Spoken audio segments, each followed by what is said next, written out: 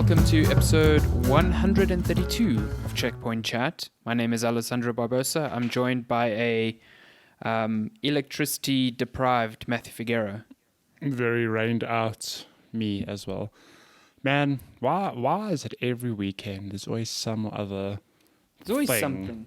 Yeah. Always something. I mean, this weekend, just load shedding is back, but not just any kind of load shedding. Just they announced load shedding is happening, but then just at some points during load shedding, like, by the way, the schedule's changing as well. Just to make it a bit hard mode for you, changing the schedule out of nowhere, not sticking to the schedule as well. It's a great time. It's good. So ESCOM. I was literally brushing my teeth this morning, getting ready to record, and then the power just started. I was like, okay. Yeah, it was weird. We hit that exact window. Like you were like, okay, cool, I'm setting up, and I'm just busy waiting on Discord here because normally I'm the late one, and I'm like, something's not right. And then I check my phone. Power's dead. I laughed because I logged on now. Another message from you that's like, hola. Yeah, because I was like, where are you? What's going on? Yeah. I hadn't even seen your message by then, so that's why I was very confused. Oh my goodness. But you went on a sneaky run. You came back. Had a quick We're shower. recording now. It's productive. Great. So. I'm recording on a MacBook because I reset my Windows PC for all sorts of other reasons. I don't have internet, so I'm hotspotting. So it's a menagerie of issues this weekend. Yeah. It's fine. We'll get on. It's fun, but we're here. We persevere. We're here for you full guys, force. for all of you listeners. Yeah, I mean, the rain won't stop us. ESCOM won't stop us. Come rain, come snow. What's that US Postal saying? It's like they deliver no matter what the conditions or something. I don't know, but that we basically the US Postal Service in podcast form. Although if we both don't have power, then there's not much we can do. We can't deliver your mail via podcasts then. That's literally the only reason we wouldn't deliver. It's no power. Well, if there was simultaneously no power, which could be a very tricky thing now, given that, so in Joburg, we have 4 hour... That's fucked up. What's the word? 4 hour periods of load shedding, right? It is messed up. But now it is 2 times 2 hour periods of load shedding, which means at any point... Are they breaking them up?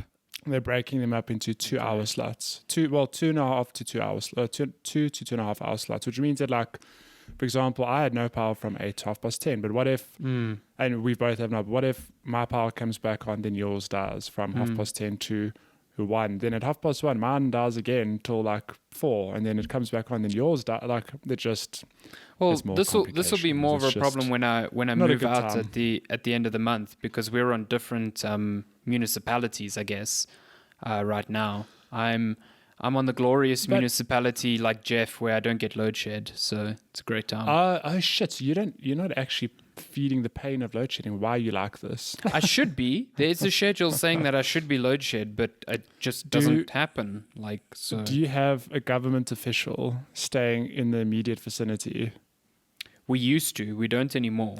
Well, don't tell the government that, else your parents will suffer.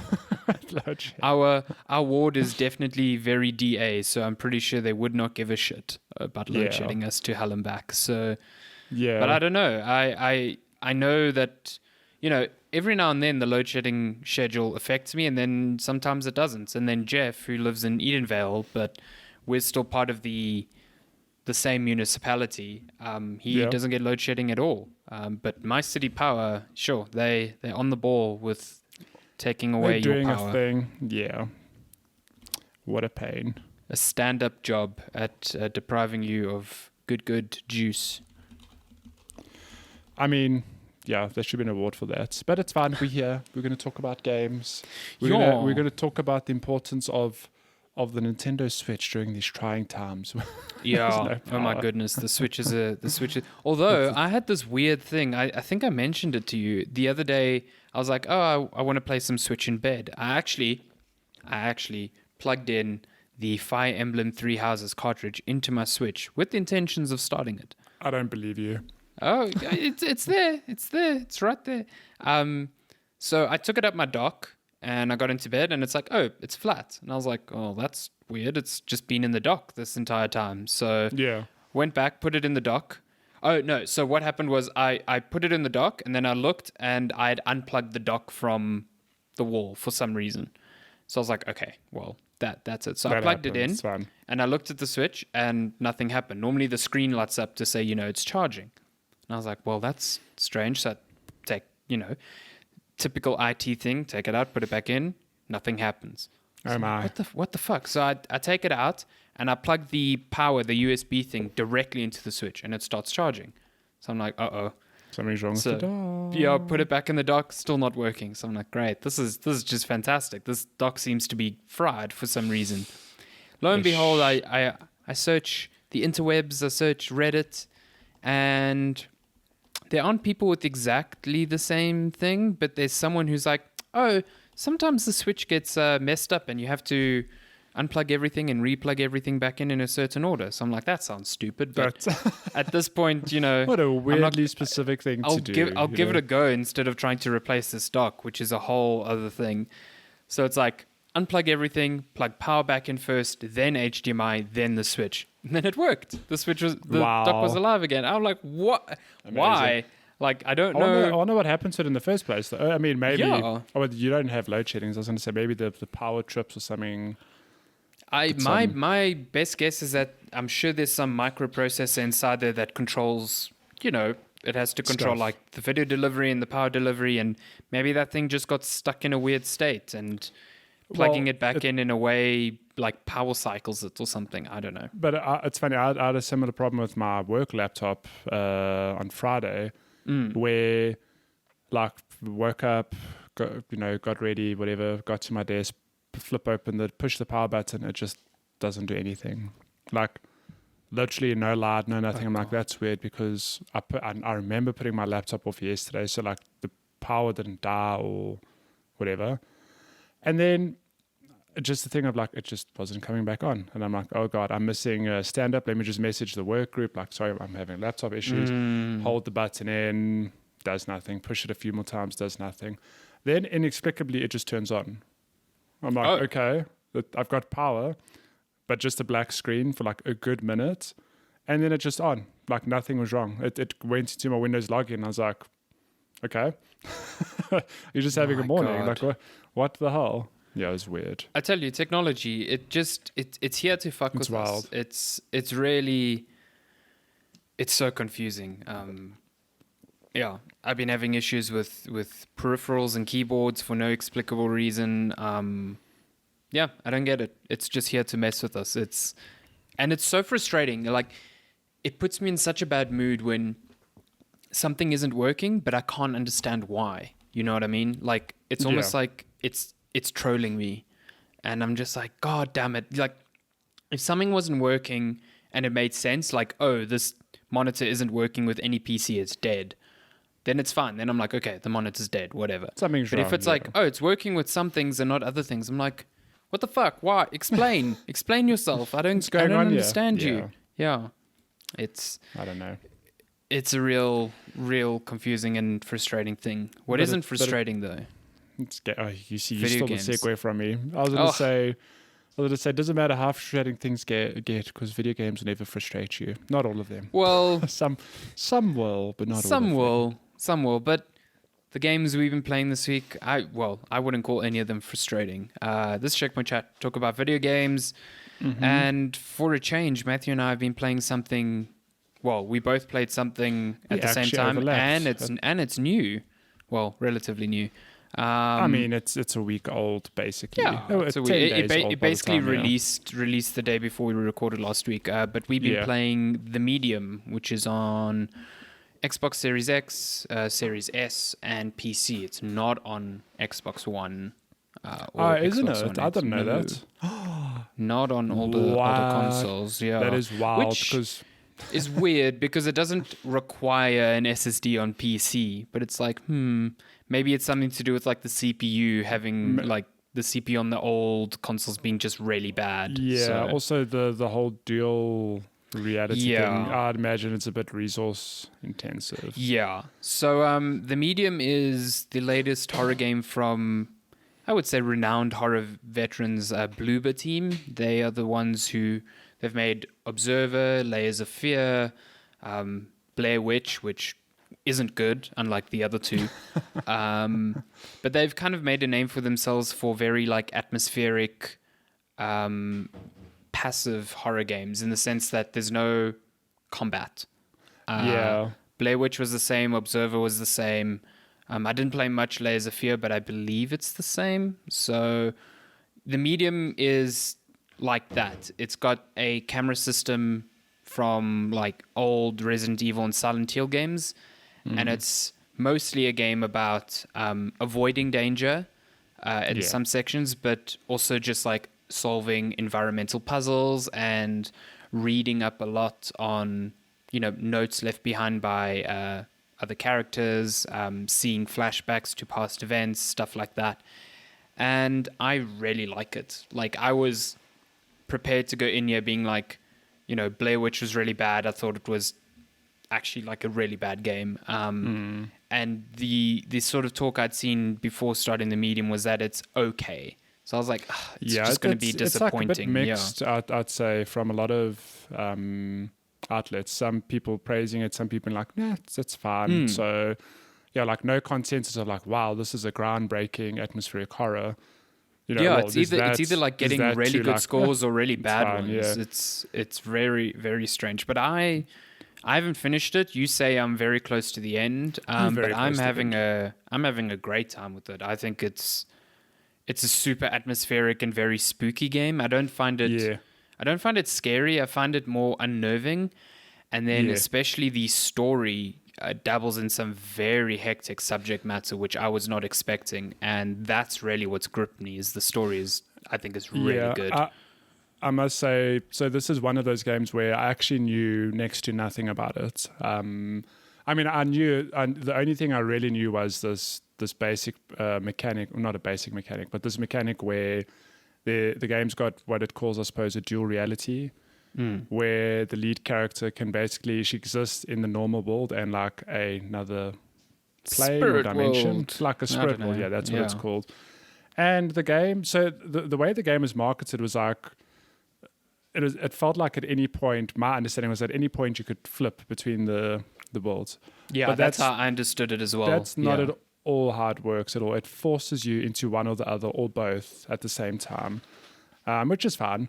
But it just presents interesting things where in the real world, you can see like I'm in a hotel lobby, for example, but simultaneously I'm in some other weird world where it's like red and gloomy and full of, just very atmospheric and weird looking. But what I'm getting at is like, that's really all I knew about the game was this whole, dual reality mechanic.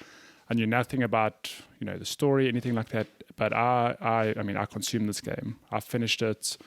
I probably played like 8 hours on one Sunday afternoon, and then like an hour on Monday morning to like wrap it up. And like there's a reason for that. I was just hooked by it. I really, my lens cassette, she was working overtime, so I had free reign to do what I wanted. But I really enjoyed it as well. I thought it was a great game. No, I wouldn't say it's like game of the year material. No. There are a couple of things I feel that hold it back, but overall, like I'm really glad I played it, and it's on Game Pass. So it's a great Game Pass game because it's like you said, it's a no-brainer just to give it a go. And I think the more people that give it a go actually will find that there's a lot there to enjoy. So like you're saying, the dual reality system it's almost used as like a set piece. So there's certain instances where you'll be moving within both worlds simultaneously, and some instances where you're completely in the spirit world. Later in the game, you come across a mechanic where you can use mirrors to kind of transport yourself between one or the other, which I found fairly cool. But I think the puzzles that are designed around the dual reality system are quite cool.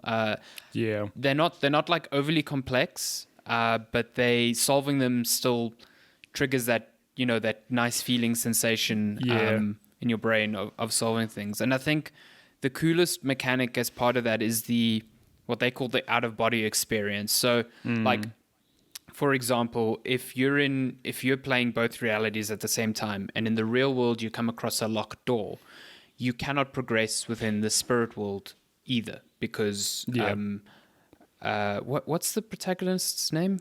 I've actually just gone blank. Yeah, I was also there. I was like, it's Marianne. Marianne, that's it. So Marianne, you know, I remember that because I just think of Afrikaans Marianne. Marianne.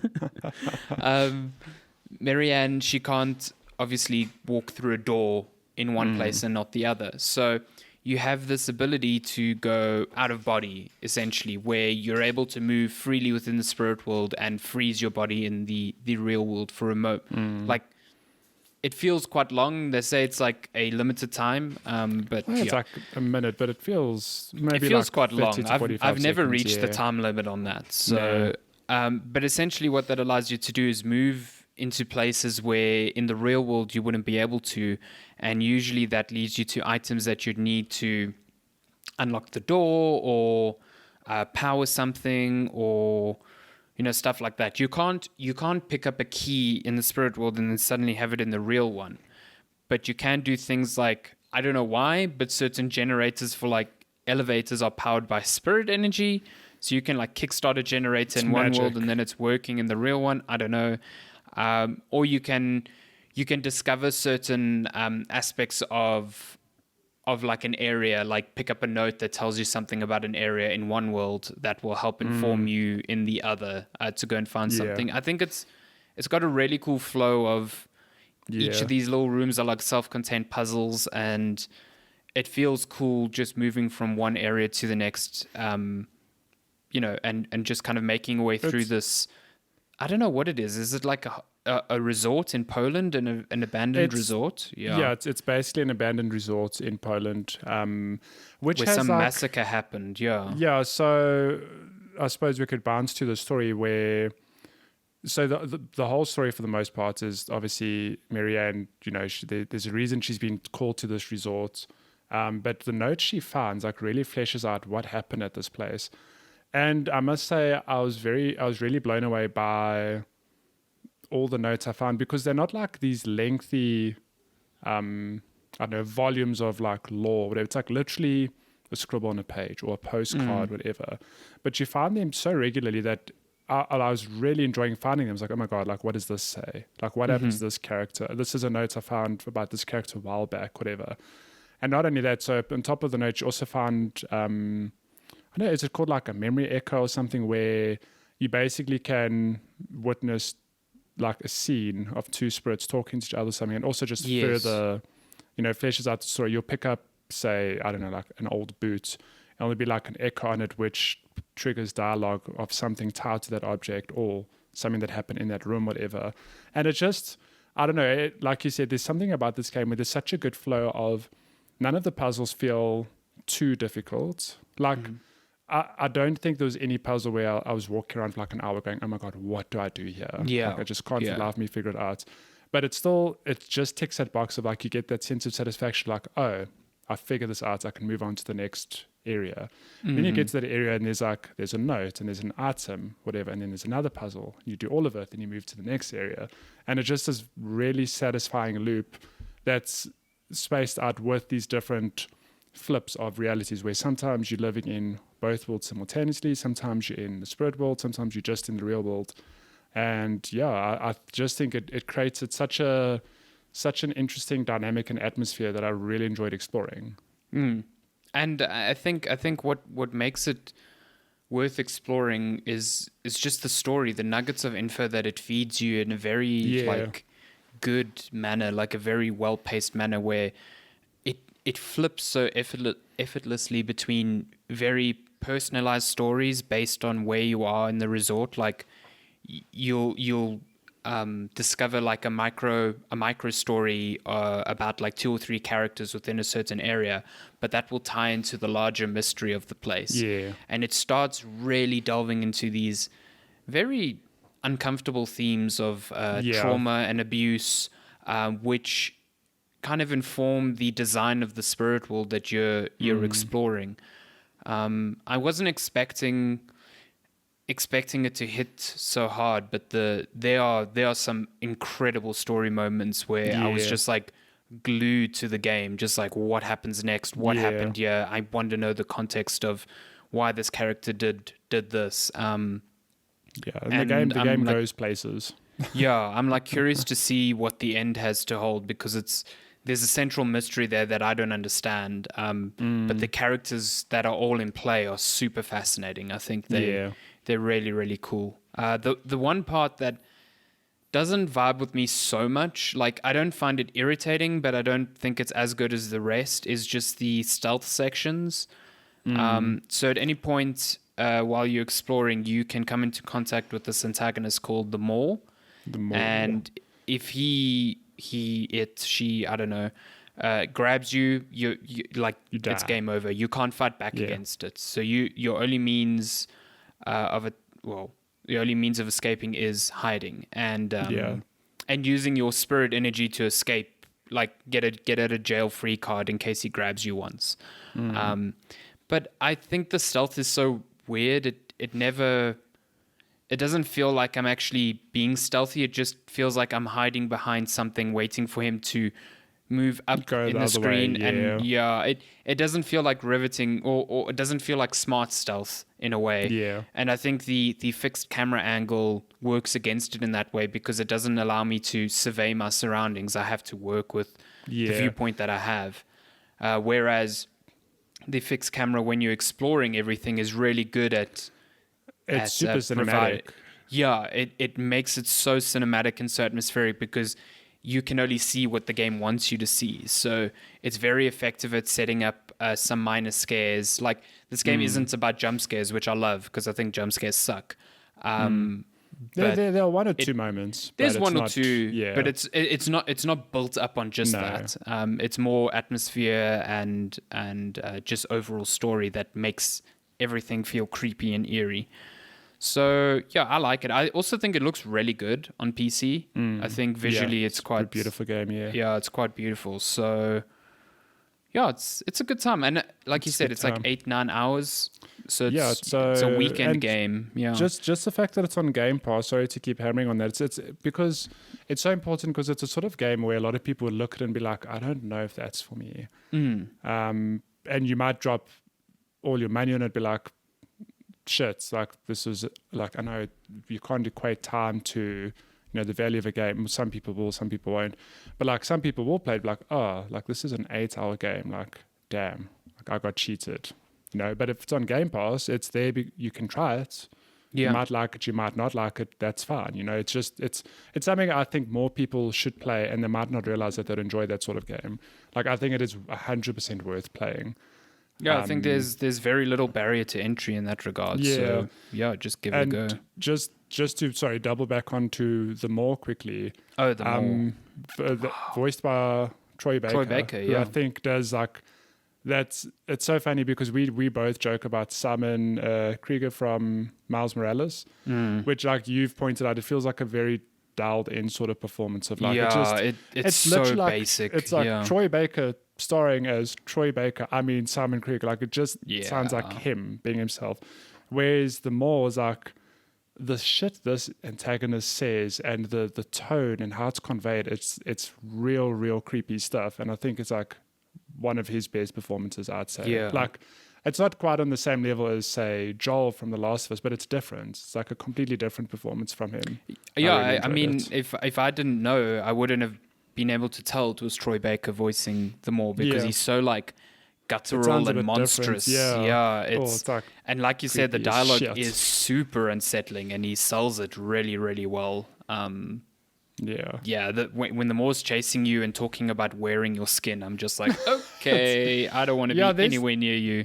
There's some weird theme about skin in this game, which I still need to like ponder on, because I'm like, it touches on themes, but I don't quite get the skin one. Like, it's quite a big thing. I mean, at any point in the spirit world, you cut through like literal skin walls. I'm like, what are you conveying here? And the Maw wants to wear your skin, and like, it just keeps reminding me of Buffalo Bill from Silence of the Lambs. That's all it keeps reminding. And I'm just like, this is off-putting. I don't like this at all. I don't like it.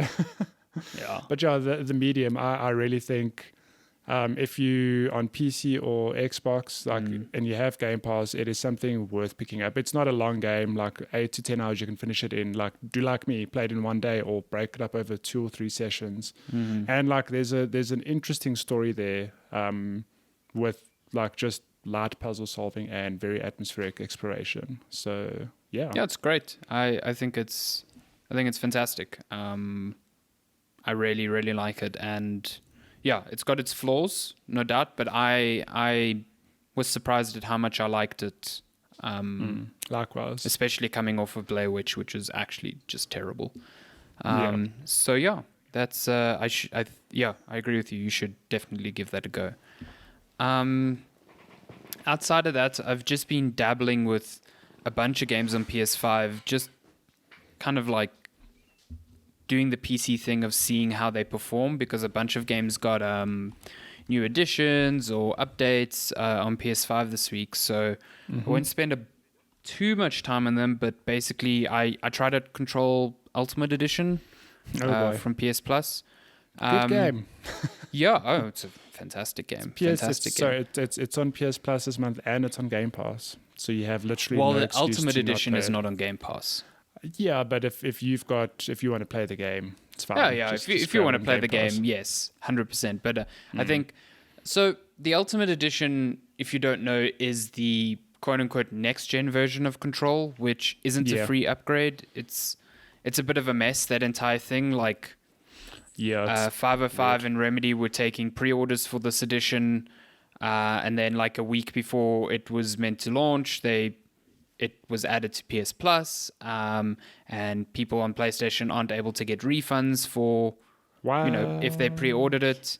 And you could say, don't pre-order games, but at the same time, Control that still feels a bit weird, yeah. Yeah, it was meant to be a launch game for the PS5 before it got delayed. So I can totally understand people who bought it in anticipation of a new console, and then when the game got delayed, just said, well, I'll just wait for it, you know what I mean? So yeah, it feels all sorts of shitty on that, that respect. But essentially what it is now Control with the ability to run it at 60 frames per second, or at 30 frames per second with ray tracing for the first time. And as I'm sure anyone who's listened to us talk about Control in the past will know, that ray tracing in Control pretty much is the benchmark to me still. It is the game you show people to be execution. Look how ray tracing can change a game. Just having transparent and reflective glass at the same time, very, very nicely diffused ambient occlusion and just reflections and light bounces everywhere. It transforms the game. On PC, when you toggle ray tracing on and off, there is a huge difference to the visual presentation. So I was curious to see how that ran on PS5, because I know even on my PC, if we don't use something like DLSS, ray tracing really punishes your performance, and the consoles don't have an equivalent of that. So that means on PS5 you're capped at 30 frames per second, which makes Control feel weird. I don't like it running at that. I guess if you came from playing Control on an old console where that was the only option you had, you probably won't mind it. But coming from PC where it's 60, it feels like it doesn't suit the fast-paced nature of that game. It feels odd. So it looks good, but I don't think I'll play much beyond what I have already at 30 frames per second, because it just, even though it's a solid 30, it just feels juddery and not, there are games like The Last of Us which run at 30, but it feels smooth. You know what I mean? Yeah. This does not feel like that at all. You played Control on PC, so you've had my brain is broken already. Ray tracing, I think if you're none the wiser, you'll play it and be like, wow, this game is beautiful, and 30 FPS is fun. Probably. It's the same. It's the same as to me, Miles Morales is as much as I prefer smooth gameplay, I still play that in ray tracing mode, whatever, at 30 FPS, just because it's so pretty. But you see, there's another example where I feel like Miles, even though it's at 30, it feels a lot smoother than what Control feels like. Control just feels smoother. stuttery. I don't know. I can't explain. It just doesn't feel good.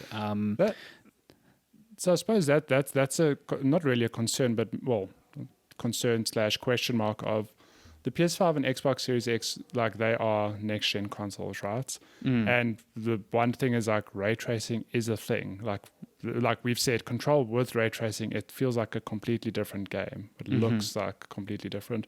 But Control's a inverted commas, last gen game with ray tracing. And if the PlayStation 5 can only manage it at 30 FPS, which makes me wonder, like, how will future games be? Is it a thing of just learning to optimize and build specifically for 60 FPS ray tracing, or are we just forever locked into 30 FPS ray tracing on current gen hardware? Like, I don't know. I don't know if that's the case.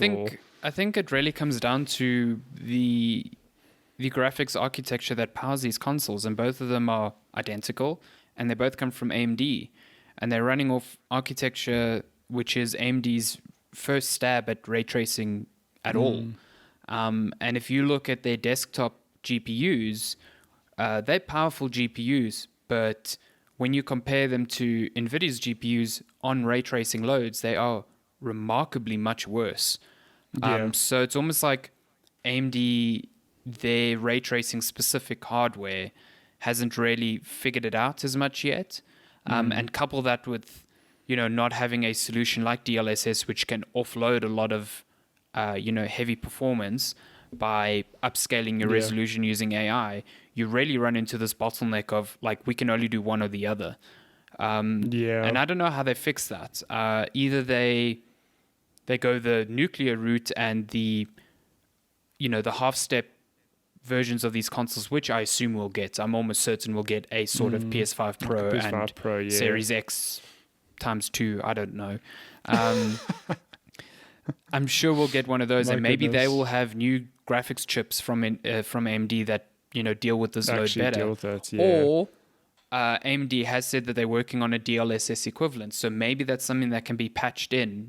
That these chips can support, that can start really taking the load off and letting game developers really push ray tracing. So I don't know.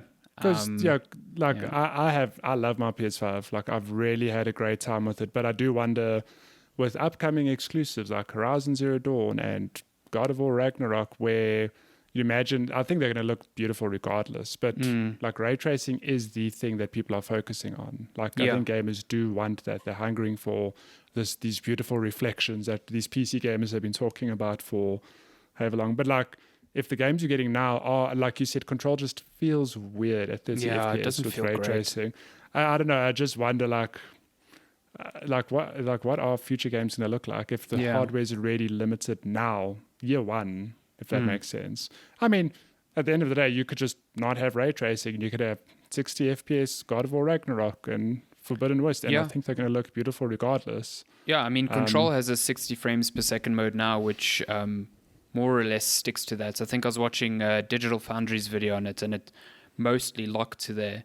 But you lose ray tracing entirely. So, but again, it makes the game feel so much better to play. I really much prefer it with the higher frame rate. Smoothness, Yeah. So, like, that's cool. I suggest toggling between the two and seeing which one you prefer.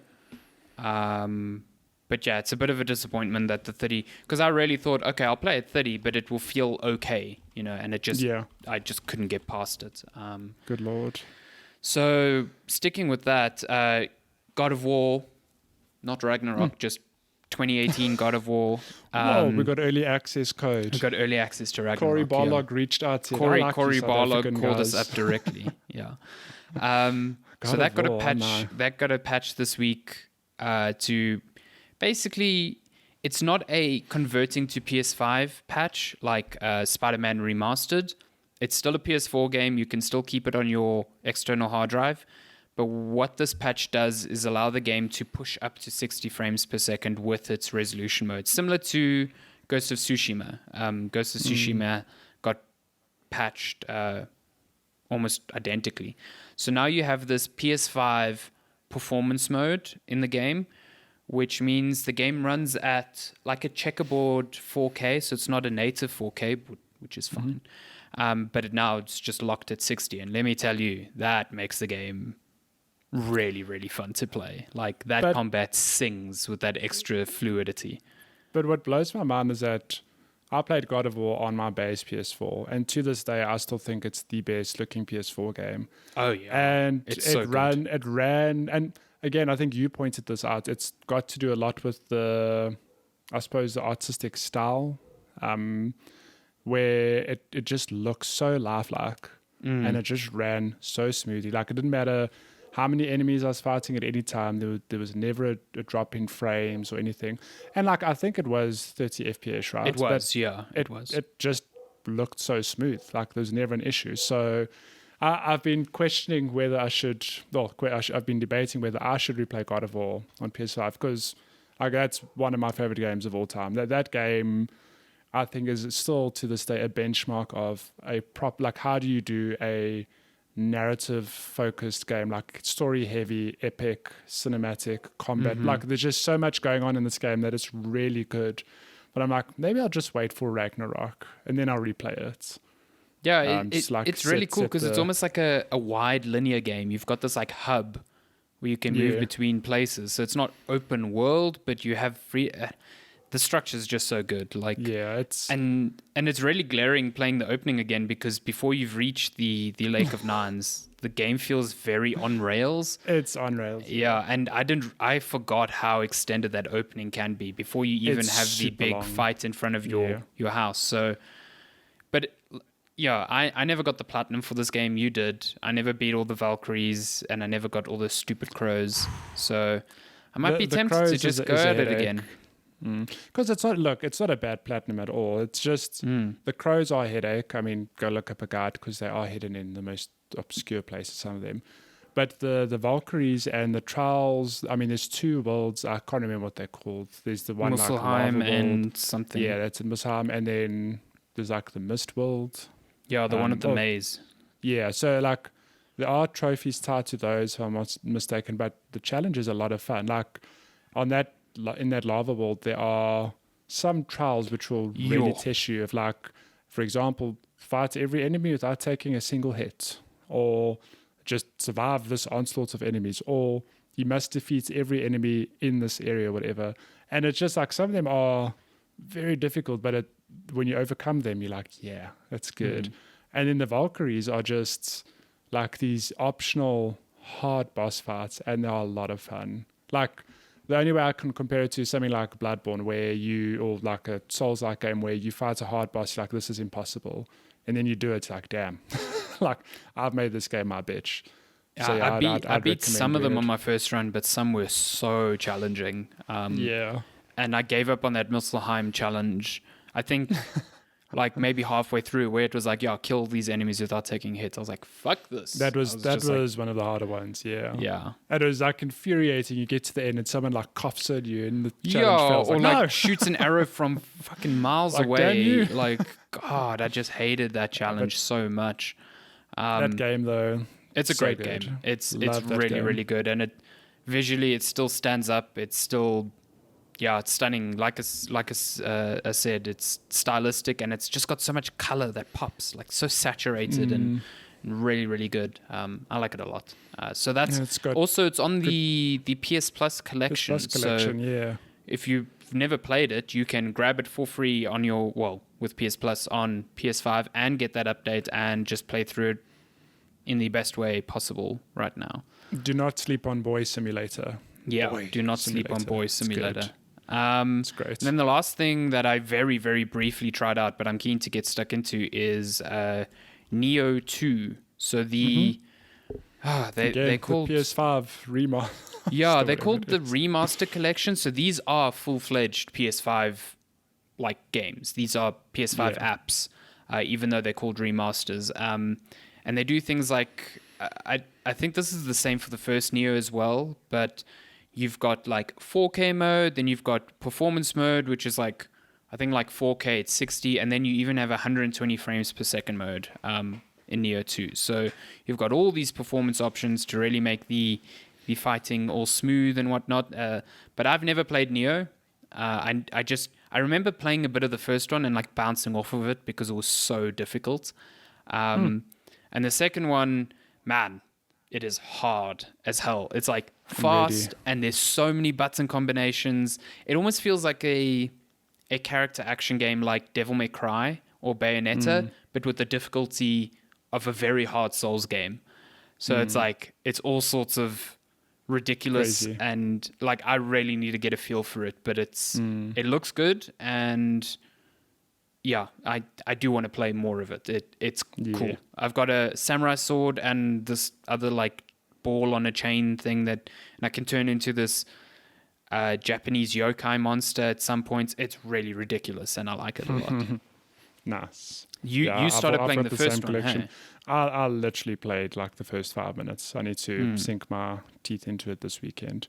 But yeah, because cool. I'll try play through both. I'll see. Like, I don't know. I have not experienced this difficulty that you speak of because I haven't gotten for, like, literally I've probably killed the first enemy in the game. Yeah, I can't really tell if I've heard if the second one's harder than the first or not. I can't, but I do remember the first being touted as like incredibly challenging as well. Yeah, nice. It's got a very different pace to from games. So yeah. So yeah, that's games for the week. Well, last thing I played this week, I'm not going to speak about it too long, but speaking of brutal games, I had the urge to dive back into Celeste, because of course I did. So I grabbed the Platinum like 2 or 3 weeks ago. And there's no trophies tied to the free Fairball DLC, but I thought, you know what, I need to go back and play this good free content. The hardest part of the game. I forgot how hard that shit is. Like, it's actually amazing how night and day it was between my first playthrough and my second playthrough through the base game. So remember, like, I like any other person struggled through the A, B, and C sides in the main game. But in my second playthrough, I was like, they're challenging, but like I was still breezing through most of them. And somewhere in my head, I was like, yeah, I've played the DLC before. I've beat it. It'll be fun. Let me tell you, that DLC is like tough as nails. Did it clap you? Some of the shit, like it's, there were some rooms I got to where legitimately I was like, I know I've done this before because I've finished the DLC, but I have no clue how I'm going to do it again. Like, I just can't. Like, how did past me manage this? Yeah, but then it does a classic Celeste thing of you just persevere and you get to the end, you're like, I did it. And this is why I love this game. And you just keep going until you finish it. That last room, though, I still need to clip it out, but that last room in the DLC is like, it must be like a good 2 minutes long, I'd say. And it's like a sequence you have to do without failing. And it is, you try again and again and again. But when you pull it off, it's like that is a long section for Celeste. That is so long. It must maybe like a minute and a half, but it's like this long sequence of things where you just cannot fail. But yeah, when you do it now, I look at it now, I'm like, I could do it again. Like, not nearly as difficult. But yeah, I really need to get to it because I need to go back and finish up the B sides and all of that shit. Do not try the DLC without having done the B and C sides. Trust me. I'm pretty sure I won't be prepared. Yeah. Shit. But yeah, that is games we have played this week. So just looking at game releases, from today, the 6th of Feb until the 13th of Feb, just before Valentine's Day. Nice. There's only 2 games out this week, but both of them are quite big ones. We've got Little Nightmares 2 for PC, PS4, Xbox One, and Switch. Nice. I still need to play the first one because apparently it's creepy and cool. And a lot of people have played it and really enjoy it. Yeah, I think it's on Game Pass now, if I'm not mistaken. I don't know if it's on PC Game Pass, but it is on Game Pass. So I need to give that a go. The other one is Super Mario 3D World plus Bowser's Fury coming to Switch on February 12th. Is that out this week? This week. Oh shit, I need to finish up Astral Chain, which I've also been playing on the side. I am stoked to play another 3D Mario game, and that Bowser's Fury stuff, I keep hearing from people who are playing the game for review that thing is wild. Really? That's cool. Yeah. I've seen there was a preview embargo that went up, I think, earlier this week for the Bowser's Fury stuff, and there's just like some really cool anecdotes there of how it like subverts the Mario formula in a really interesting way. So I am very, very excited for that. I'll send you a good TikTok this week of like Mario waking up in bed and it's captioned like, when Nintendo needs more money. It's They've just stolen Peach again. They've just kidnapped Peach again. Which, like, I love Mario games, but let's be honest, the premise is basically like it's Mario saving Peach. Yeah. So but I mean, there's no taking away from the good platforming every game. I mean, even Odyssey was that, and I was like, okay, like, come on. How many guys. times are you going to do this? Do something. Yeah, I'm excited for that though. So yeah, that's it. That's it on the release front. But yeah, that's cool. That's 2 very cool games coming out this week. Should get to game news. Some fresh gaming news. I didn't even know what happened this week. News this week was dominated by financial results coming out and all that stuff. So yeah, there's a few things regarding EA and regarding Blizzard and Activision and all of that. A lot of stuff. First and foremost, we got a new trailer for Mass Effect Legendary Edition, which is the remaster of all 3 of the original trilogy games. And it is definitely a remaster. It's still running in Unreal Engine 3. It's still each of the 3 games. None of them have been remade. They've just had a lot of touch-up work. But judging by the footage of them, it looks like more than just like, oh, we've upscaled these things. So they've worked on things like the UI, the inventory systems, very little bits of content that they've adjusted. Big thing is the load times are much shorter. Anyone who played Mass Effect 1 will know that those elevator rides in the Citadel were ridiculous. Was it that whole thing of like, we're loading the next shit, but we're going to make you ride the elevator to hide the fact that that's happening? Yeah, basically that. But the Citadel, like, you would have to like go to different rooms in the Citadel so often. So you'd be in these elevators so frequently. And it was just like... So what they've done is you now... Because there's often... conversations between you and your party members while you're in the elevators. So now once the conversation is done, you can press a button and it will like end the elevator ride. You know what I mean? Okay. So you don't miss those pieces of context, but yeah, they're no longer. I think it's something from like, it came down from 45 seconds per trip to like 10, which is half a minute each time you take an elevator. That adds up super quickly. Yeah. So that's out in May. 120 elevator rides, that's an hour of your life gone.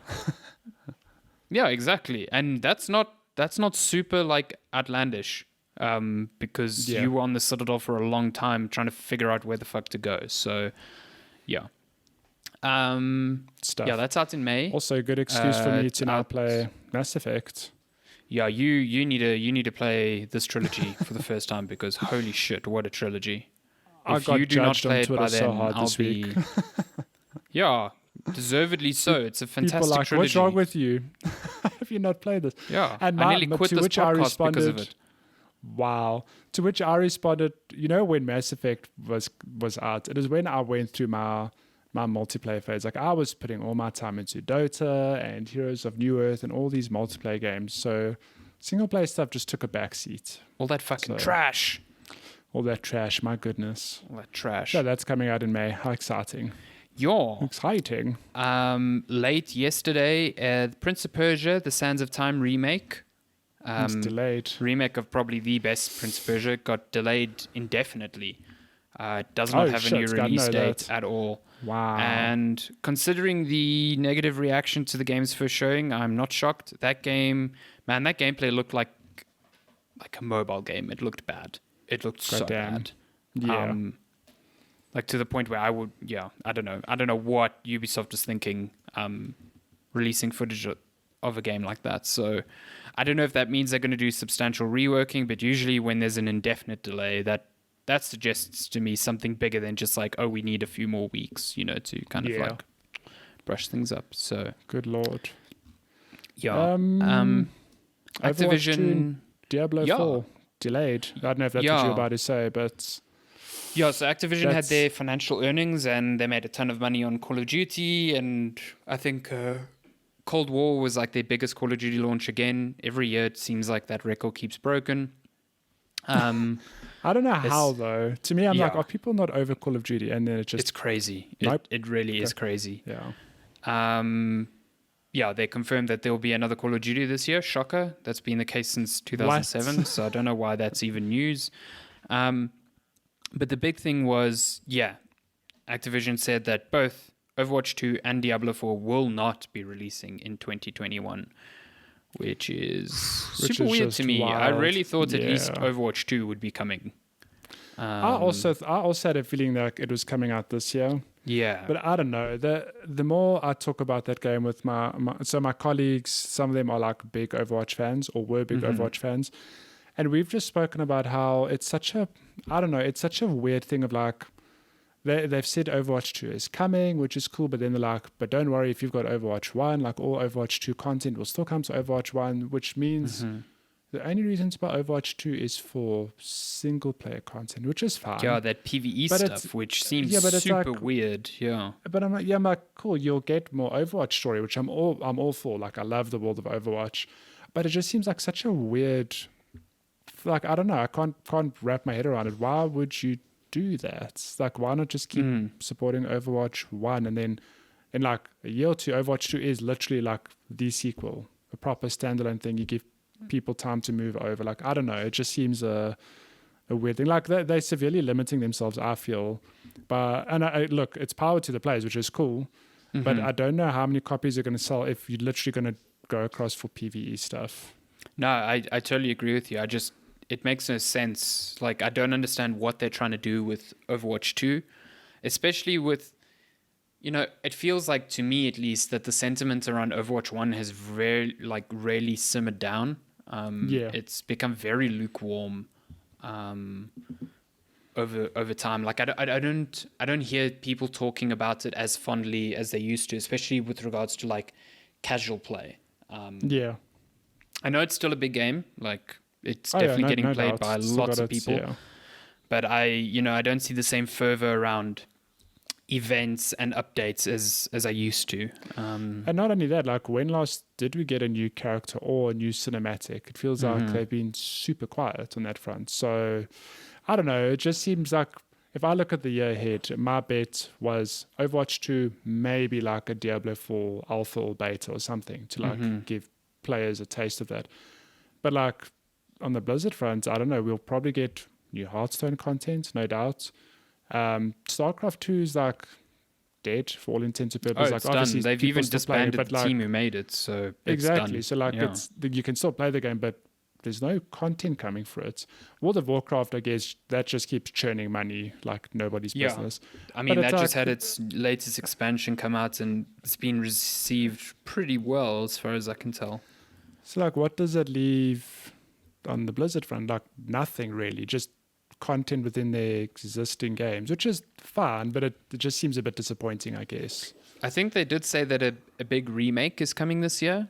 And before Vicarious Visions got folded into Blizzard, they were working on, apparently, a Diablo 2 remake. So maybe that's coming this year. But if that ends up being like the Warcraft 3 remaster, that's going to be another supreme disappointment. Exactly. So I don't know. I think it's just sad, I guess, because like, when I think of when we were working for Lazy Gamer, like back in 2015, 2016, like, that for me was the heart of Blizzard when Overwatch had just come out, and they really were firing on all cylinders. Like, Heroes of the Storm was still pretty popular. Hearthstone was still, I mean, all these games are still doing their things, like, no doubt about it. But it feels like Blizzard was exciting, and it just seems like, I don't know, it just doesn't feel like the same company, I guess. There's something about Blizzard, it that just feels off to me. Blizzard doesn't feel exciting at all anymore to me. Like, no, it's sad because I really like Blizzard. Like, them releasing a game used to be an event. Now, like Overwatch 2 doesn't move the needle for me. But I mean, I never really got huge into Overwatch. Like, I gave it a chance. But like, I didn't even think I'll dive into Overwatch 2. And even Diablo 4, I'm like, yeah, I like Diablo 3, but like, I don't know. Diablo 4 just seems like a course correction on a game that I actually liked. So I'm not actually sure what they want. Yeah, I don't know what Blizzard's whole deal is at the moment. And, a lot of people just point at Activision and say it's all their fault, but at the same time, like, Blizzard has been putting out more misses than anything else lately. So that Warcraft 3 thing was a huge bummer. I thought it was failure. Just really bad. And BlizzCon's in a week and a half. So I'm like, what are you actually going to show? You've just said no Overwatch 2, no Diablo 4. So what are we seeing? Yeah, what are we actually going to see? Are we going to see trailers for both of the games and then know that they're not coming for at least another year? Yeah. Like, that seems like a poor... Yeah. I don't know. That's that. Anyway. Overwatch 2 and Diablo 4 delayed. Yeah. Well, not coming. Just not coming. Yeah. Yeah. Gearbox, makers of Borderlands. Yes. They were bought by Embracer, which is the parent company of THQ Nordic. So that's weird. They bought them for $1.3 billion. Apparently, this won't prevent them from continuing to work on Borderlands with publisher 2K, because immediately everyone was like, well, who owns the rights to Borderlands now? But again, I don't know. Gearbox is, again, one of the studios where they really hit hard with Borderlands 1 and 2, and everything since then really hasn't spoken to me at all. Like, Battleborn servers just got shut down completely. Borderlands 3 hasn't really enticed me in the way that Borderlands 2 did. It's one of those games like I'll pick it up on sale, and it's been on sale and I haven't bought it. So like, I don't know if they're worth $1.3 billion, but yeah, that's quite a deal. They're there now, so I don't know what they'll do, but they're doing stuff there. What else? Oh, PlayStation 5. Sony confirmed that they've sold 4.5 million units, but also say that supply will be constrained at least until July, which lines up with, I think we reported on it last week, AMD's Lisa Su basically said that AMD's production is going to be affected until July, and the main victims of that will be consoles and lower power PCs. So everything's lining up, and it kind of looks like until July you're going to be fucked trying to find stock for a PS5. And that will mean an Xbox as well, because they run on the same hardware. Yeah. So. Well, look, stock is coming in dribs and drabs. Like, I know it's obviously too late now, but this week, the last week, I suppose, there was a third or fourth wave in South Africa. Coming in March, I think. So if you manage to get a pre-order, you'll get a console in March. And I imagine that in the next month or two, we'll keep getting like these little fun, little small consignments of PlayStations. So you just got to keep your eyes peeled if you want to get one, because I think the only people who don't have one are those who are like dying to get a console. I mean, if you want a PS5 at some point, maybe you're not lining up for a pre-order. But like, it's funny because every wave, it feels like I've had people tell me like, "Hey, I want to buy a PS5. Can you keep an eye out for me?" And all those people that I've told, the moment I saw, they've all managed to secure a unit. So if you desperately want a PlayStation 5, you just have to keep your ear to the ground, and as soon as it becomes available, you will get one.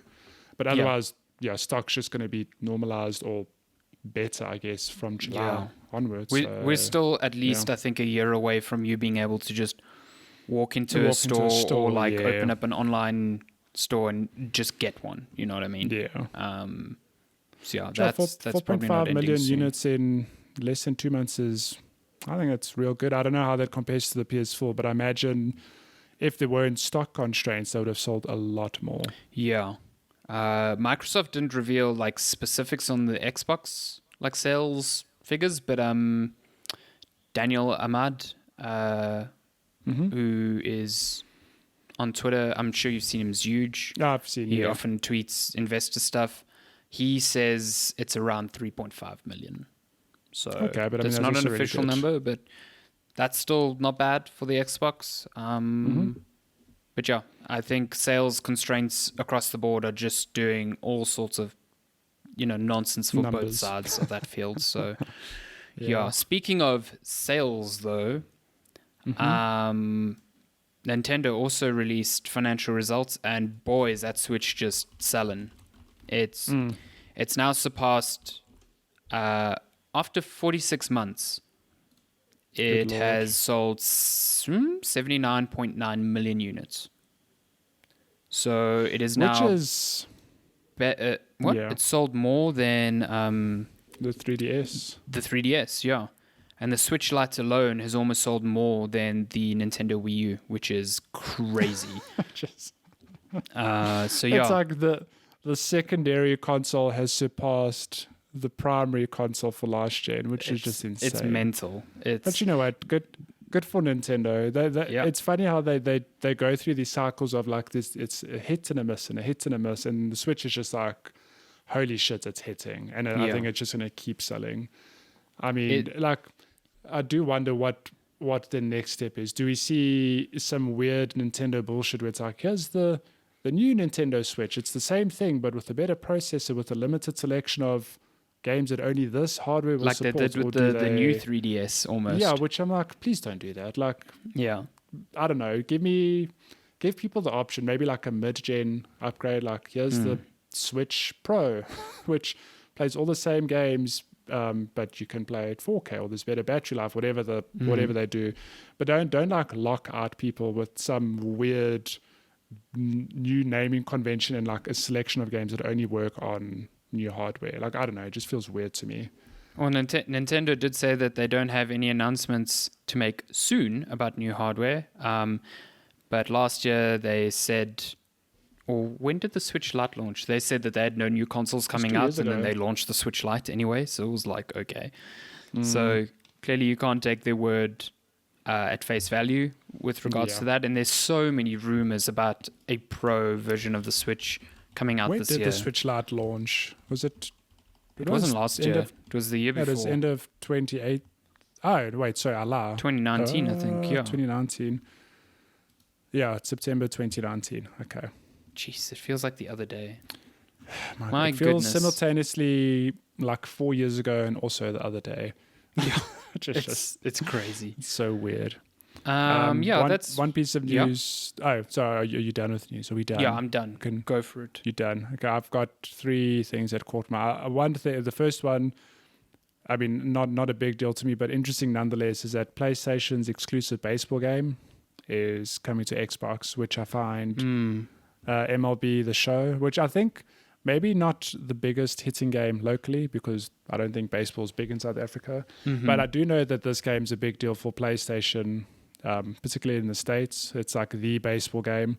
I think it's just interesting that it's now coming to Xbox. But it makes sense given that Xbox doesn't really have a headline baseball game. So and it's published by Sony. So you've got a Sony PlayStation game on Xbox. Yeah, on Xbox. It's quite like just seeing that box is cool. Like having Sony and Microsoft on the same box, it's kind of weird and rad. It just feels, but it makes me wonder, like, so I suppose this is a very unique case where, like I've said, Xbox doesn't have a baseball game, so they're not really competing with anyone. It just opens up a whole new revenue stream. But I do wonder, like, do they look at that and go, we're actually making more money this way. Maybe we should put more games out onto Xbox. Like, I don't know. It could be. Can you imagine, like, I don't know, next year or the year after, they go, well, we know that, like, Bloodborne's an old game now, but we're giving it to Xbox people. Or Horizon Zero Dawn. Like, I don't think it will happen, but you never know, because they might think there's money to be made here.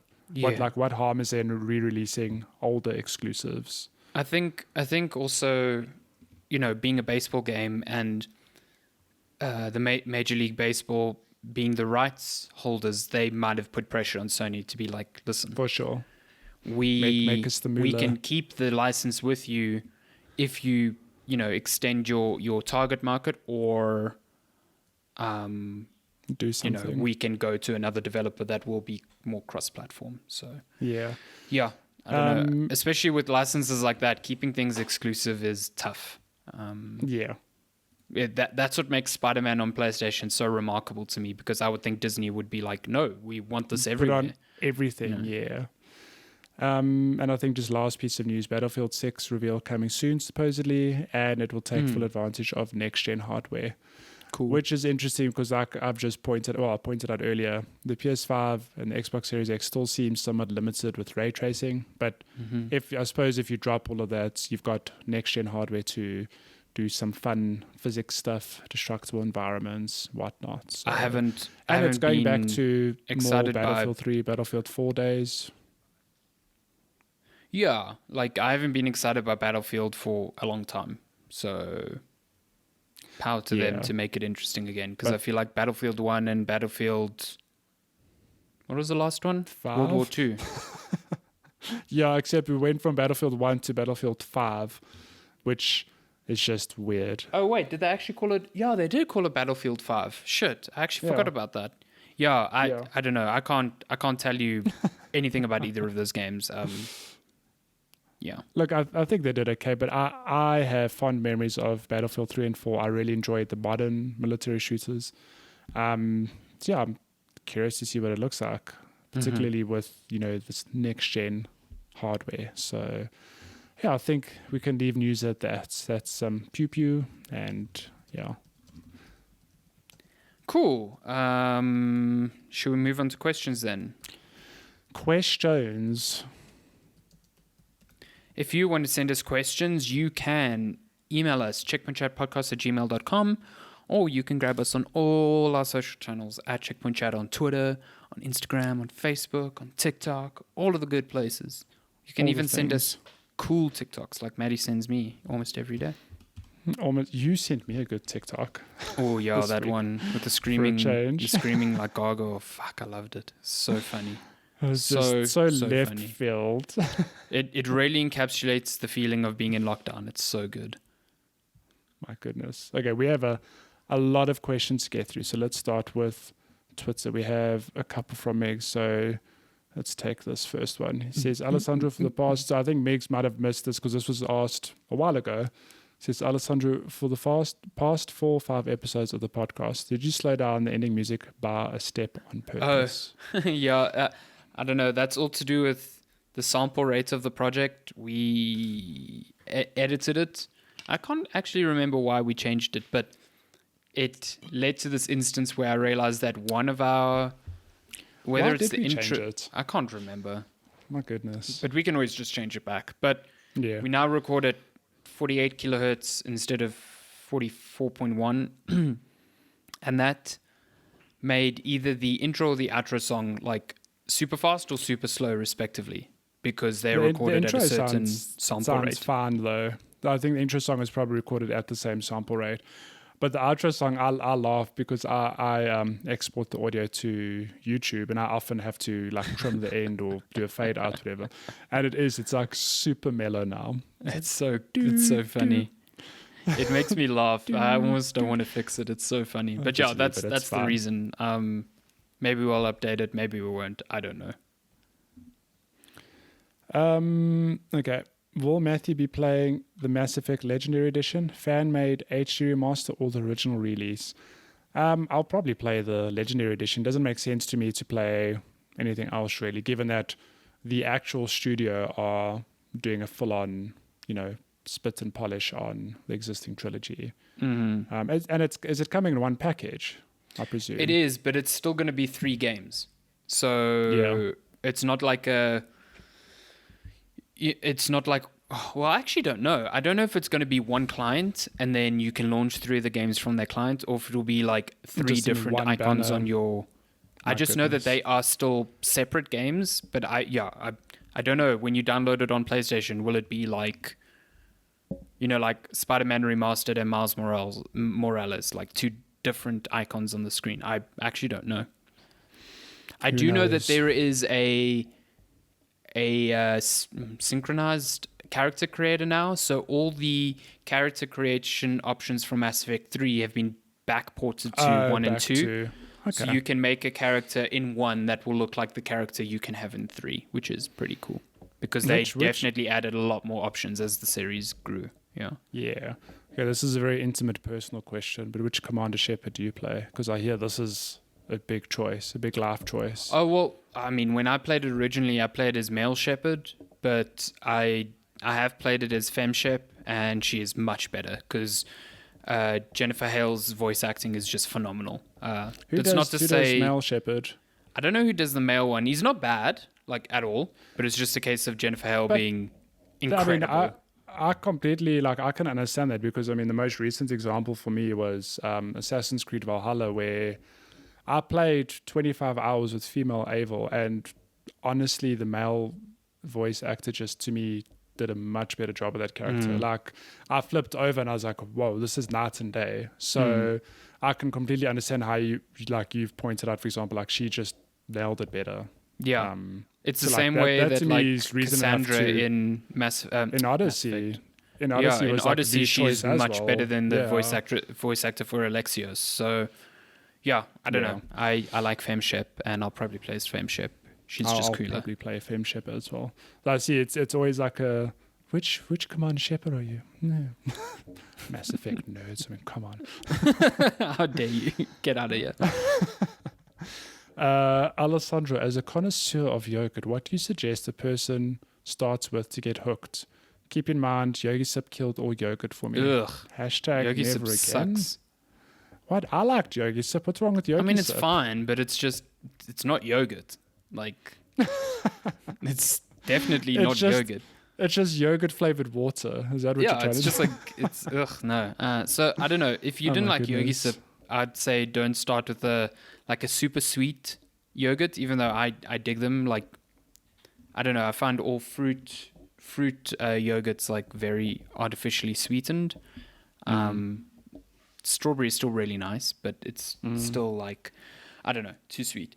I just like plain yogurt. I get like full cream plain yogurt, super good. Anything full cream, like low fat yogurt sucks because they just put tons of sugar in there and you don't get the creaminess as well. Okay, we're gonna fix your problem. Okay, there's a yogurt at the greengrocer by my place. Okay. I don't know the brand, but it's not a Parmalat or any of those typical brands. But their yogurt, as far as I know, is like sugar free and like all of the stuff free. But you do get flavors. So there's like lemon and honey flavor. There's like black cherry flavor. There's a lemon and honey yogurt sounds amazing. There's malt vanilla flavor, and let me tell you, all the yogurts are.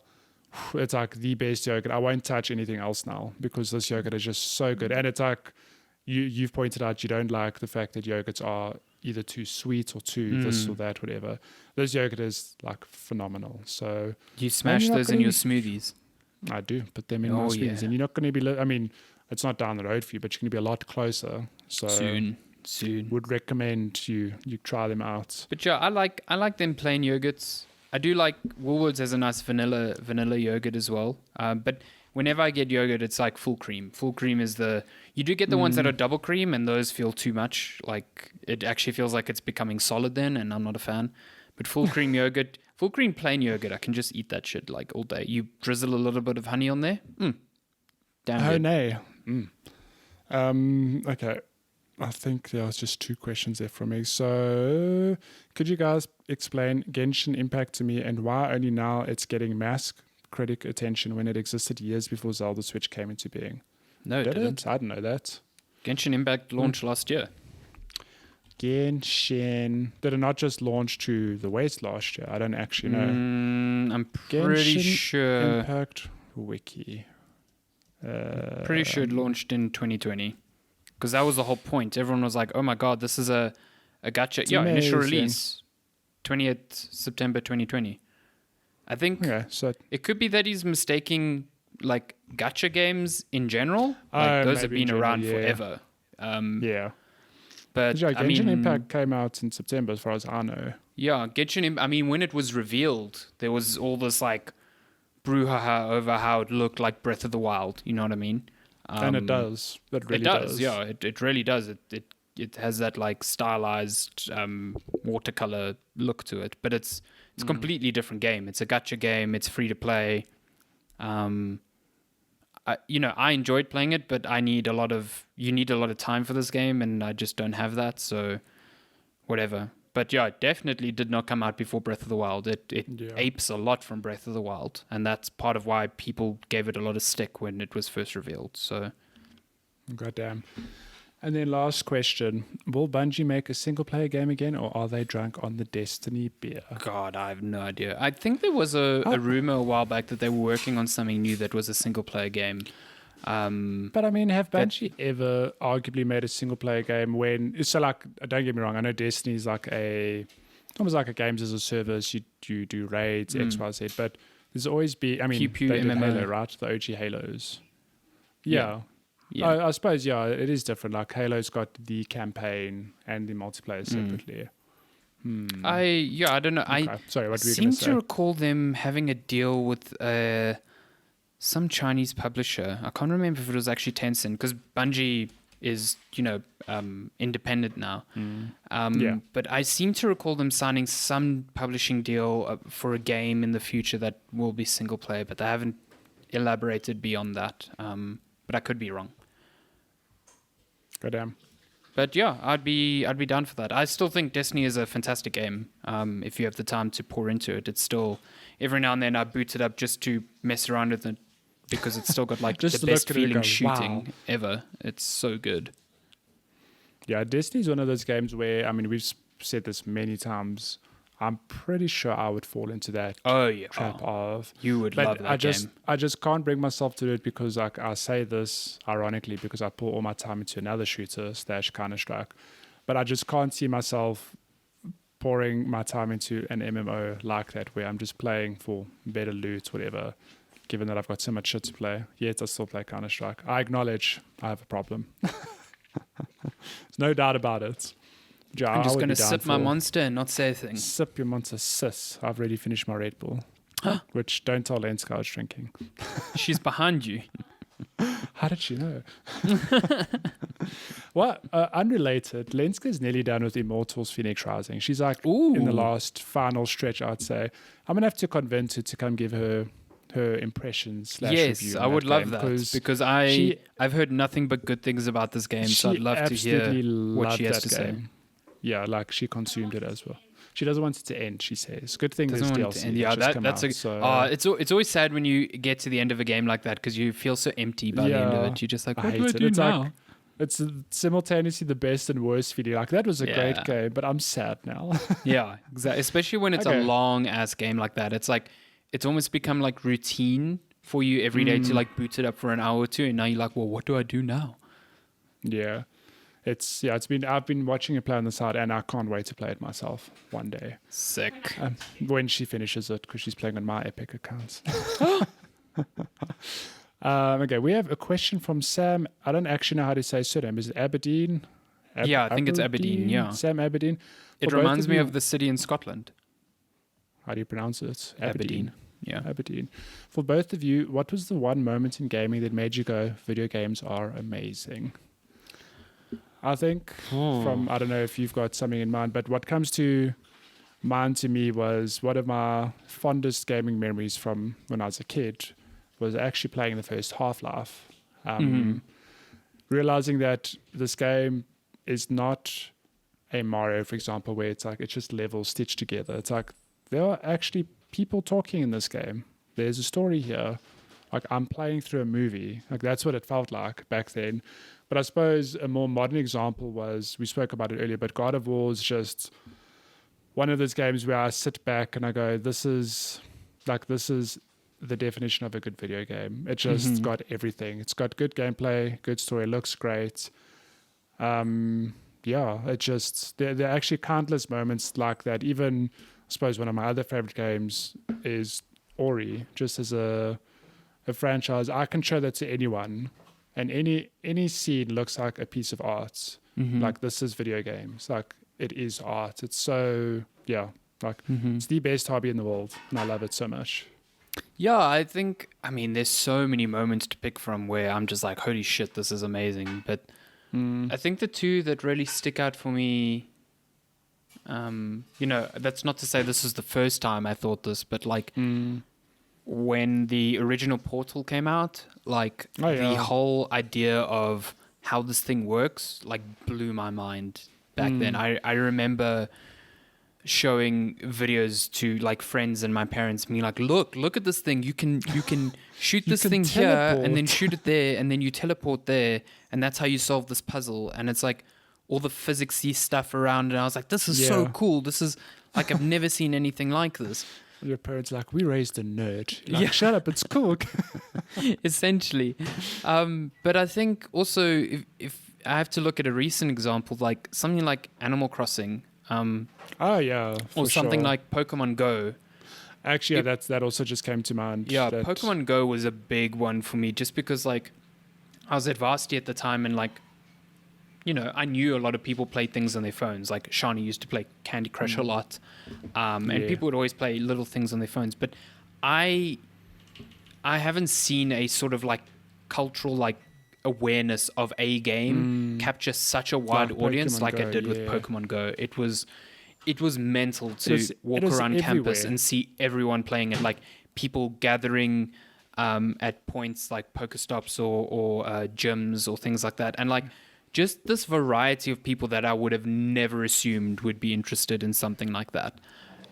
So to see it reach such a wide audience, I was like, wow, video games just have this power. I'm actually glad you mentioned that, because I have the same sort of memory of, I think we were probably eating at Rosebank, at one of those restaurants in that outside area by the fountain. I'm sure you know what I'm talking about, because I know, because there's a gym right there. There's a gym right there. And during the first few weeks of Pokemon, I'll never forget like sitting there and just watching. You could see exactly who was playing Pokemon. Yeah. And it was like mind blowing. It was like every fourth person walked, looked down, swiped or did something, and then carried on. It's like, you're clearly playing Pokemon Go. Yeah. And it was just like you pointed out, it is a cultural moment where even non-gamers were like, hey, I watched Pokemon as a kid. Like I watched the show bits. Let me try the game. And like maybe the player numbers aren't as big now, but it really was a thing of like, are you playing Pokemon? Cool. Like, let's go walk.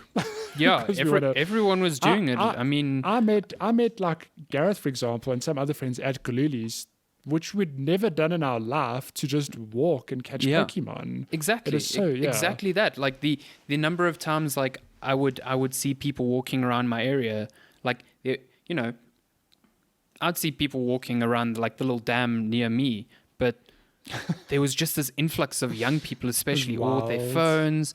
I mean, going to the community days at like the zoo, just seeing all of these people gathered there to just walk around and catch Pokemon and like making friends, like this formation of a community in real time in front of your eyes.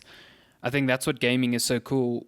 You know, what's so cool about it? Like, you always hear about the bad aspects of the communities that it fosters. And yes, that is still a thing that I think gaming needs to confront. But Pokemon Go was just this really wholesome, like flash in a pan of everyone coming together and just being stoked to catch these little like digital monsters. It was really, really cool. Yeah, but I think you mentioned it, like that is not the first moment, but there are moments like that have happened throughout my life where whether it's a single player game or multiplayer game, like just as a dumb example, I'll never forget getting ADSL and playing Counter-Strike Source Online with friends. I was like, this is wild. I don't have to lug my computer to a LAN or anything. I'm at home playing, and I'll still do that to this day. And there's countless moments like that.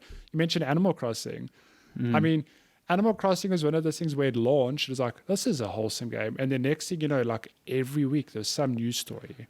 Yeah. Like Gary Witzer is now hosting a talk show on Animal Crossing, and now the celebrity is playing Animal Crossing, and it's just everywhere. There's something, some other thing. And it's just like, it's allowed people to, you know, you hear so many anecdotes of people like, Animal Crossing is the game I needed this year. And it's like, that's what's cool about video games. Gaming. It's like they can have an impact on someone so, you know, profoundly that they can help them get through hardships. And then I find that incredibly cool. I think to think of video games as just this plaything is so rudimentary when they can be so much more than that. And I think you don't understand. I think people who say that like just don't understand. They don't get it. Like you'll never understand until you experience it yourself. Like that's just the hard truth, I think. But thank you for the question, Sam. That was a good one. It's goodie. Next question comes from Taron Armstrong at Oddly Otter, who asks, that's a cool handle. I like that. Oddly Otter. He's a good dude. He pops into my streams every now and then to say what's up. He asks, imagine a world where you have no power due to load shedding and your Switch has no battery. How do you survive? So-called Saturday. What board games would you play?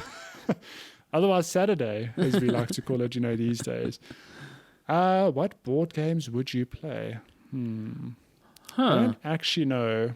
I think I'm not huge into board games. Yeah, I must say, like, board games, I appreciate them, and the ones that I've played, I've really enjoyed. But, like, it feels like a cop-out to say 30 seconds or something, because if you play enough 30 seconds, for example, you get people who just memorize the cards and they cheat, and it's not a good time. Monopoly is like, as much as I like the idea of Monopoly, of like, Monopoly that's cool, I'm going to buy some property. And it's like, you get to a point where one person just destroys you and you just cry as you have to pay rent. It's like Lenska's dad, really good at Monopoly, destroys us.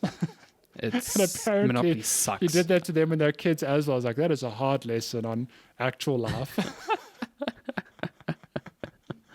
You got to pay rent. You have no money. You got debt to pay.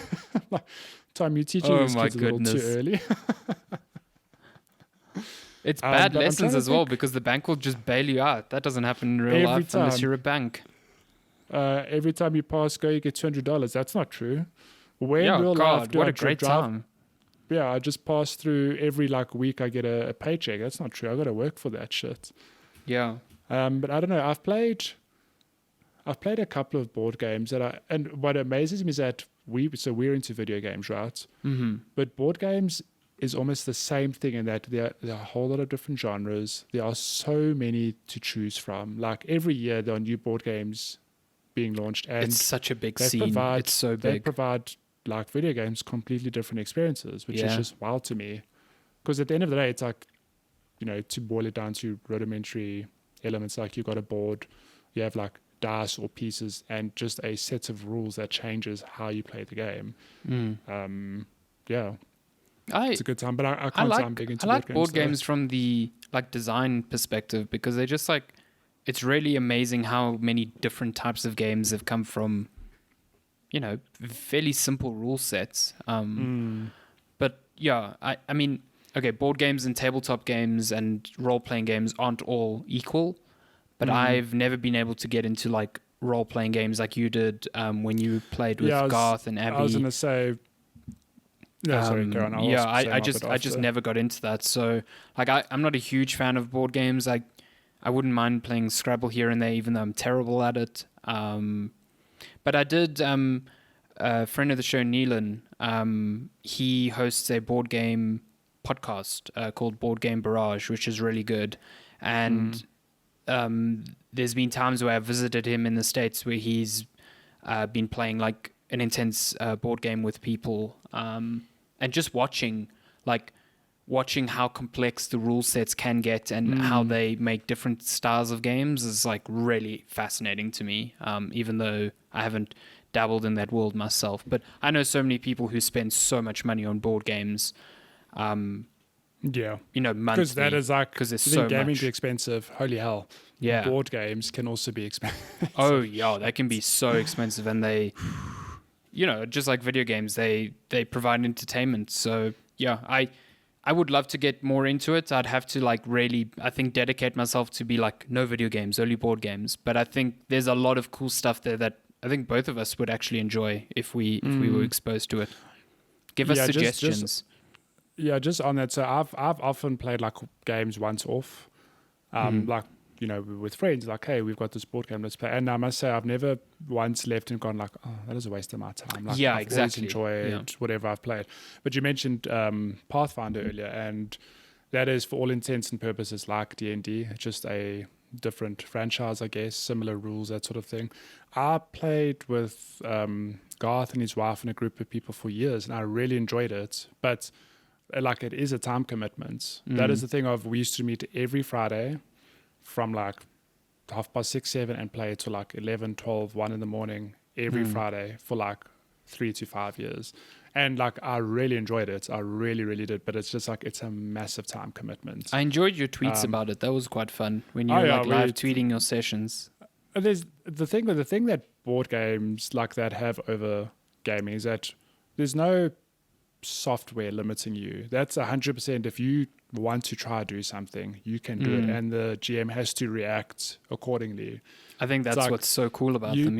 Yeah, you're confronted by 3 goblins. What you do is I want to talk to them. Okay, you talk to them, roll for it, whatever. And it's I want to sell them shoes. You can literally do whatever the hell you want. If you can rationalize it, and if you get good rolls, you run with it, and it's a lot of fun. It really gives you an opportunity to flex creativity and just do things differently, I guess, that games don't necessarily let you do. That's why I think you'd like playing games like Divinity 2 or Baldur's Gate, because they are like that, Yeah, it's like a blur of the two, I guess. They're built on that rule set, which I think designing a digital game that has to mimic the freeform nature of a GM must be a nightmare. Insane, like, I can't imagine how you manage that.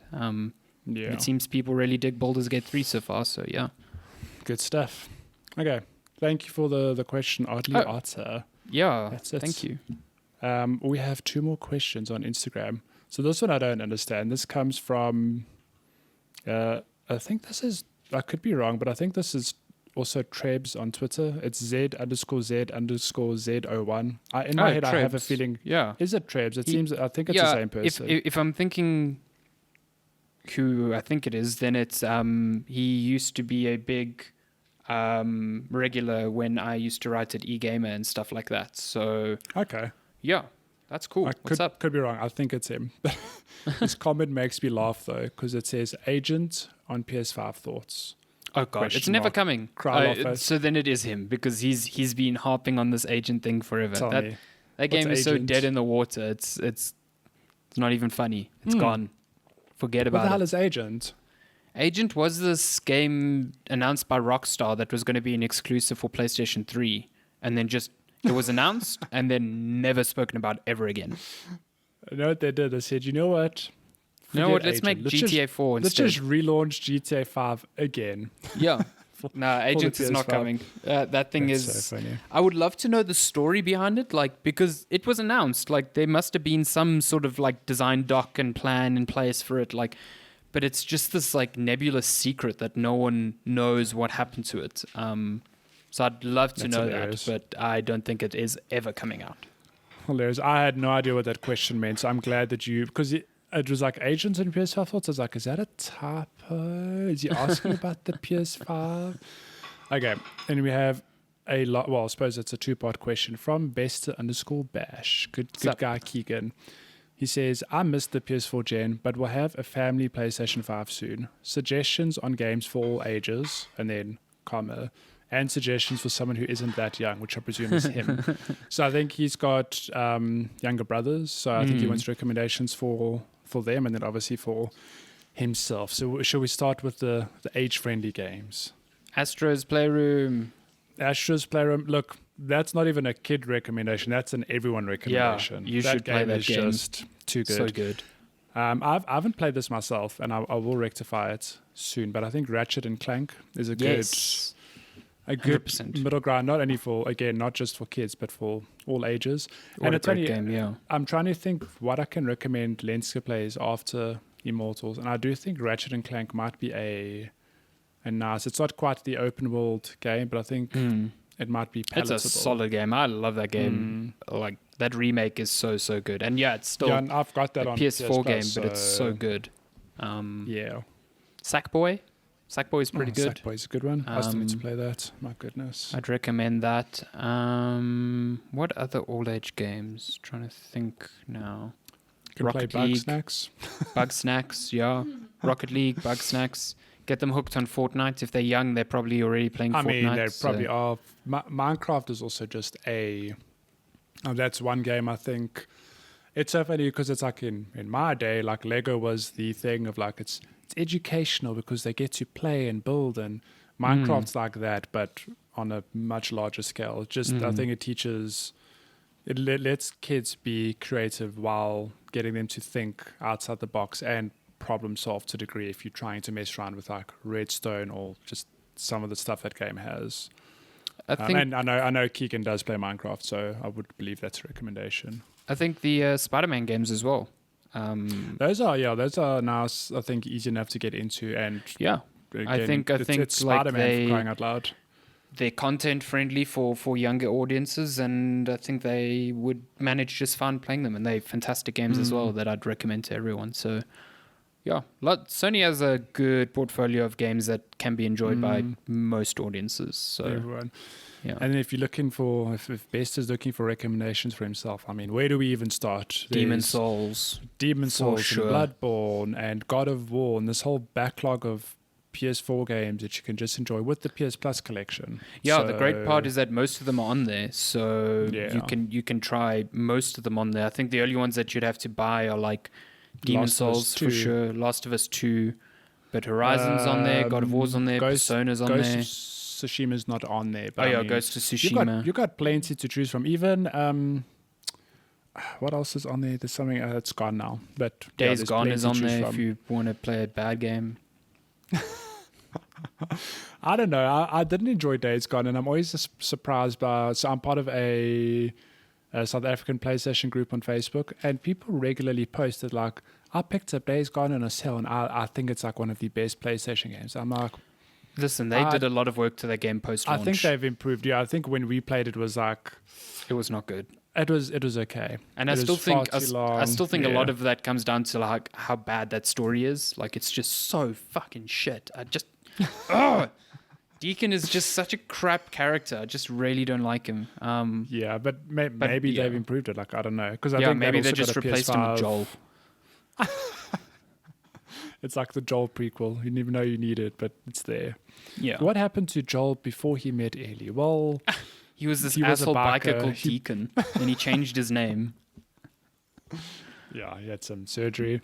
But yeah, there's plenty. I think just that PS Plus collection alone is like, that is the PlayStation library of exclusives that you should definitely visit. There's a lot of hours there, because those exclusives are all fairly long.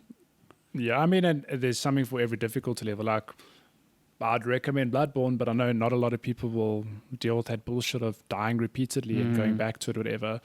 If you don't want to play that, play God of War, because it's like, in terms of difficulty, it's almost like Bloodborne Light, where it's a lot more forgiving, but you still get that good, satisfying combat. So, like Persona 5 is a 100-hour game, so chip away at that over time. Or just get Persona 5 Royal. Which that's not on the collection, sadly. They only got but what I'm saying, you can, which really sucks. I really want to try Royale, but holy crap, 100-hour game again. You can do it. It's a lot of time. Well, you're going to play some Fire Emblem 3, so goodbye. Yeah, Fire Emblem 3 houses now that my Switch dock is working, so yay. Nice. Yeah, but I think that is all the questions, all the recommendations and all the questions. If you want to send us questions like everyone else did here so lovingly. Yeah, thank you. There's some good questions this week. Yes, very, very good. I quite enjoyed a lot of them. You can email us, checkpointchatpodcast@gmail.com, or you can find us on social media at checkpointchat on Twitter, Facebook, Instagram, TikTok. DMs are open. Send us stuff.